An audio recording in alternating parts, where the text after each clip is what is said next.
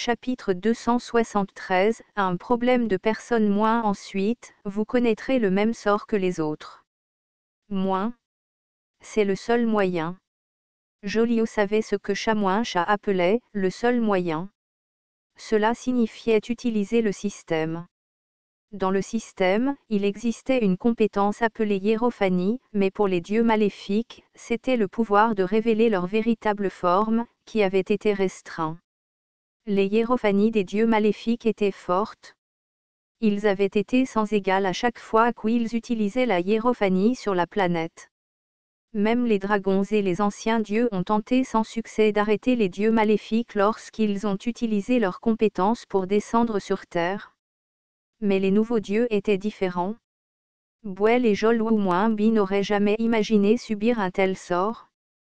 Chamoun-Cha a déploré « si seulement j'avais accumulé plus de pouvoir. Si seulement je les avais regardés davantage et appris davantage. » Joliot parla. « Moins nous ne pouvons pas les vaincre. » Chamoun-Cha se retourna. « Moins je n'aurais jamais cru qu'on pourrait gagner. La seule chose qui nous apportera la victoire est la deuxième lune de Loum, et tout cela n'est qu'un plan pour Loum. Quand Loum arrivera, nous gagnerons. » La goutte de bave frémit légèrement. « Moins, mon vieil ami. » Au mot ami, Chamoun-Cha frémit. Dans le passé, ils étaient plus nombreux. Mais plus maintenant. Il ne reste que des résultats désespérés. Même la deuxième lune Loum, à laquelle ils avaient cru jusqu'au bout, avait été dévoilée. Pour l'instant, ils ne pouvaient pas imaginer comment le Panthéon pourrait contrer Loum, mais le Panthéon avait déjà réalisé l'impossible à plusieurs reprises. C'étaient les vrais monstres. Moins croyez-vous vraiment à l'affirmation selon laquelle nous gagnerons lorsque Loum arrivera? Moins, tu n'as pas confiance. La goutte de bave continua. Moins, même si Loum arrive à temps, après les avoir observés pendant longtemps, nous connaissons leur pouvoir et comprenons que nous ne pouvons pas émettre d'affirmation certaine. Demanda Chamoun-Cha. Moins alors, et alors? Moins laissons tout à Loum et à celui qui l'active. Moins et nous? Joliot a répondu. Moins cachons-nous et fuyons. Moins l'homme a déjà été contacté. Ils nous ont pardonné. Jusqu'à ce que les nouveaux dieux ne puissent plus nous suivre, jusqu'au dernier des derniers, jusqu'à ce que tous les monuments restants soient démantelés, il est encore temps. En attendant, moins. Est-ce notre fin? Joliot ne répondit pas pendant un long moment, mais finit par parler, avant qu'il ne soit trop tard. Moins oui. C'est notre fin. Moins, je n'aime pas ça. Moins il faut l'accepter. Moins, je ne veux pas mourir. Moins je sais. Mais, mon vieil ami, tu ne sais pas. Joliot trembla légèrement. Moins nos enfants survivront. Moins ce sont des monstres, oui. Mais c'est vrai. Ce sont des monstres prêts à tout pour remporter la victoire. Mais au moins, ils ont choisi une voie différente de celle des anciens dieux. Moins, je le sais. Dit Joliot. Moins nous avons perdu, et nous devons l'accepter. Moins, d'accord. Il aurait pu y avoir des actes plus audacieux. Sous leur forme hiérophanie, Chamoun-Cha pensait pouvoir obtenir de meilleurs résultats que de communiquer via le processus désagréable connu sous le nom de système. Mais les ennemis, le Panthéon, l'auraient sûrement prévu. Ils se croyaient forts, mais les nouveaux dieux du Panthéon étaient bien plus forts. S'ils n'avaient pas de chance, ils pourraient être maîtrisés sans même se rendre compte de la manière dont cela s'était produit et devenir des vassaux. Ensuite, il resterait simplement des reliques du passé, transformées en statues et consommées comme trophées par eux. Moins donc on ne peut même pas résister à cette fin terrible. Affirma Joliot. Moins oui. Pour nous, et même pas pour les ennemis, mais parce que nos enfants sont toujours là. Chamoun-Cha ferma la fenêtre du système et regarda longuement le paysage d'Orazan, jusqu'à ce que le soleil se lève à nouveau. Les deux dieux maléfiques s'étaient déjà cachés. Astérisque. Il est occupé ces jours-ci. Le propriétaire du Panthéon, Night Sky, n'avait pas de messager personnel. Les joueurs en ont parlé à plusieurs reprises. Selon Eldar, il aime tout faire lui-même, ce avec quoi beaucoup étaient d'accord, mais selon Linda, il considère tous les autres comme ses messagers, ce qui a également reçu de nombreuses affirmations. Même Night Sky avait quelque chose de similaire à un messager, une création nommée Bayon. Bayon a été créé il y a assez longtemps et n'était pas tant un serviteur de Night Sky mais plutôt un majordome, assumant le rôle de superviser diverses tâches diverses dans le Panthéon. Cependant, en raison de ce rôle, Bayon se retrouvait souvent dans une position où il était l'auditeur le plus fréquent des paroles de Night Sky, et était donc généralement perçu comme le messager de Night Sky. Devant Bayon, qui portait une robe noire avec une capuche relevée, se trouvait le joueur Redmar. Redmar, vêtu d'un costume noir avec une tête en forme de planète rouge Mars comme le suggère sa carte d'identité, n'était pas particulièrement doué pour jouer au jeu The Lost World et avait à peine participé au jeu de classement. En conséquence, Redmar fut l'un des acteurs qui abandonnèrent rapidement la première guerre d'unification continentale. Redmar lui-même était perplexe quant à la façon dont ils se sont retrouvés ici, mais il pensait qu'ils s'étaient bien adaptés et qu'il appréciait leur temps. Il n'aimait particulièrement aucun des joueurs du Panthéon, et ils appréciaient la décision de Nebbiolo de ressusciter tous les joueurs devenus vassaux, même si elle était quelque peu forcée.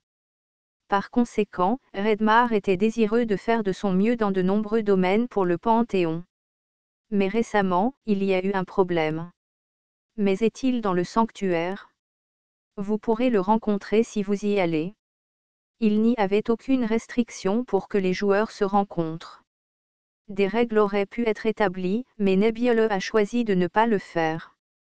Toutefois, la possibilité de se réunir librement est une question distincte. Redmar marmonna. Mais il va s'énerver. Ennuyé, à propos du choix des mots. Je devrais y réfléchir, mais, oui, il pourrait être ennuyé. Quand son emploi du temps est-il libre? Je ne le sais pas vraiment. Et tu ne sais pas ce qu'il fait au sanctuaire. Je sais que c'est lié au plan d'orientation vers la Lune. Bien sûr, il n'y a aucune autre raison d'être enfermé là-bas. Connaissez-vous des détails? Je suis désolé. Redmar se sentit légèrement désolé. Redmar l'ignorait presque lui-même, mais les niveaux de divinité imposaient un fardeau à tous les autres êtres. Le niveau de divinité personnelle de Redmar était plus bas dans le Panthéon, mais même cela creusait un immense fossé entre eux et toutes les entités non moins joueurs. Bayon balbutia. Il m'appelle parfois. Si vous me donnez les détails, je pourrai peut-être vous prévenir lorsque je serai convoqué au sanctuaire. Non, c'est bon. C'est à cause du plan sans exposition à la Lune. Est-ce ainsi? Comme Bayon semblait intéressé, Redmar demanda. Oh, tu peux m'aider avec quelque chose. Moi? Redmar pouvait facilement résoudre le problème en interrogeant Nebbiolo, mais en raison de politiques organisationnelles, la communication directe avec Nebbiolo n'était pas facile. Les Redmar n'étaient pas mal considérés au sein du Panthéon, mais ils n'étaient pas non plus très appréciés. Le Panthéon a sa propre hiérarchie, même si cela n'en a pas l'air. Redmar avait tracé dans son esprit la hiérarchie entre les dieux, les apôtres et autres messagers du Panthéon. Nébuleuse était naturellement au sommet, suivi de sagesse, et en dessous se trouvaient les joueurs ayant des compétences ou une bonne réputation. Cette hiérarchie était évidente dans le degré de droit de parole et d'acceptation des opinions lors des réunions. Redmar lui-même était assez bas dans cette hiérarchie. Les gens finissent toujours par former des hiérarchies lorsqu'ils se réunissent. Je ne pense pas que ce soit mauvais. Je ressens juste le besoin de m'améliorer. Redmar regarda Bayon. S'il est difficile d'approcher la plus haute autorité, pourquoi ne pas demander à un proche? Redmar était fier de son idée et a demandé à Bayon. Avez-vous un peu de temps? Pardon? Redmar a presque traîné Bayon jusqu'à une salle de réunion et lui a montré un écran d'état. Eh bien, ce n'est pas grand-chose, mais écoutez-moi. Ce que Redmar a montré à Bayonne était un tableau et un graphique bien organisé. Naturellement, Bayonne ne comprenait rien à tout cela. Les chiffres étaient même en chiffres arabes. Bayonne avait appris dans une certaine mesure les langues de la terre et pouvait les lire, mais il était plus familier avec la langue du Panthéon. Qu'est-ce que c'est ? Dois-je commencer l'explication depuis le début ? Regardons-les un par un. Ceci est les statistiques d'import-export pour les territoires impériaux, ceci est sur la circulation monétaire, cette page concerne les entreprises du monde. Même si tu expliques comme ça, je ne comprends pas. Redmar a résumé simplement. C'est le vrai visage de l'Empire. Le vrai visage ? L'Empire fonctionne selon un système capitaliste. Bayonne semblait réfléchir à la nouvelle perspective qu'il n'avait pas connue auparavant. En revanche, il s'agissait là d'une compréhension commune pour Redmar, qui avait travaillé dans le secteur financier. Bayonne a demandé. Quel est le problème ? Ces deux zones sur le graphique ne semblent-elles pas étranges ? Bayonne a décidé d'accepter tout ce que Redmar disait. Qu'ils l'aient compris ou non, il n'arrêtait pas de hocher la tête. Parfois, cela était nécessaire lorsqu'il s'agissait de joueurs. Le flux n'est pas bon. C'est emmêlé. Que signifie emmêlé ? L'argent doit continuer à affluer pour qu'un marché soit sain, n'est-ce pas ? Jusqu'à récemment, le flux était très bon. C'est naturel ? Qui ne voudrait pas participer à un événement mondial comme le plan Moen-Facing ? Même les laïcs et les environnementalistes qui faisaient obstacle à ce flux ont été convaincus, transformant non seulement l'Empire mais El Avartin tout entier en une entité organique. C'était super. Honnêtement, je ne sais pas si c'est un mot qu'il faut utiliser pour décrire un marché, mais c'était parfait. Magnifique, même. Le ton de Redmar monta légèrement de frustration. Toutefois, ces derniers temps, les investissements ont ralenti, les paiements prévus ont été retardés et la production a diminué. Cela ne fait que quelques mois, mais le marché n'est plus aussi dynamique qu'avant. Redmar semblait suggérer qu'il y avait eu une certaine interférence et, dans l'esprit de Bayonne, peu de facteurs pouvaient perturber le Panthéon. Serait-ce celui d'un autre dieu maléfique ? Ce serait un problème sérieux ? S'il y avait un autre ennemi, cela perturberait les plans actuels du Panthéon, y compris le plan sans face à la Lune. Cependant, Redmar a fermement déclaré. Non, c'est pas ça. C'est juste un problème de personne. Plus précisément, un problème du capitalisme. Les gens pensent, pourquoi investir mon argent si tout ira bien de toute façon ? Dois-je vraiment investir ? Et puis il y a ceux qui se contentent de creuser leur propre tombe en construisant eux-mêmes des bunkers, ou ceux qui décident d'épargner d'abord par anxiété. Mais ce n'est pas comme ça que ça devrait être.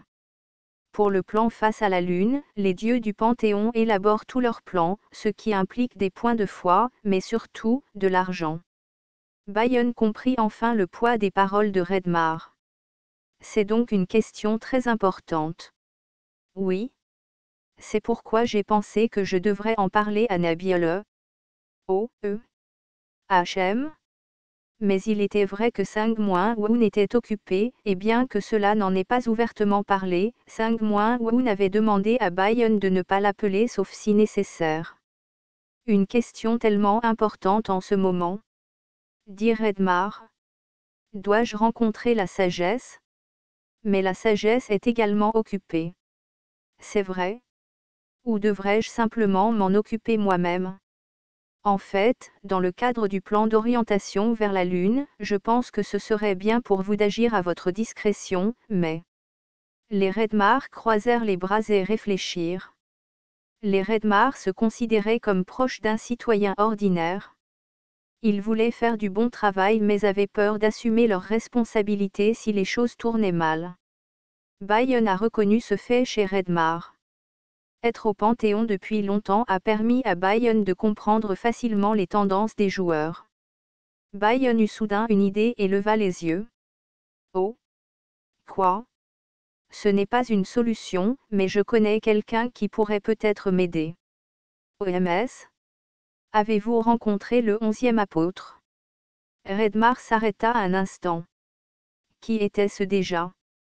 Il y avait désormais plus de 30 apôtres au Panthéon. De nombreux joueurs étaient distants avec eux en fonction de leurs relations. Byron le remarqua. Redmar ne sait pas de qui il s'agit. Byron a compris. La plupart des joueurs ne prêtaient pas attention à ce qui se passait en dehors de leur domaine d'intérêt et le Panthéon était vaste. Byron pensait qu'il aurait peut-être trouvé une réponse. Byron a pris les devants et a dit: Ils seront utiles. Suis-moi s'il te plaît. Redmar a fait confiance à Byron et l'a suivi. Le majordome du Panthéon, Byron, et le joueur Redmar pouvaient se déplacer en repliant l'espace. Quelques secondes plus tard, le 11e apôtre, Wei Qiang, qui prenait un rafraîchissement dans sa chambre, fut surpris par l'apparition soudaine du joueur Redmar.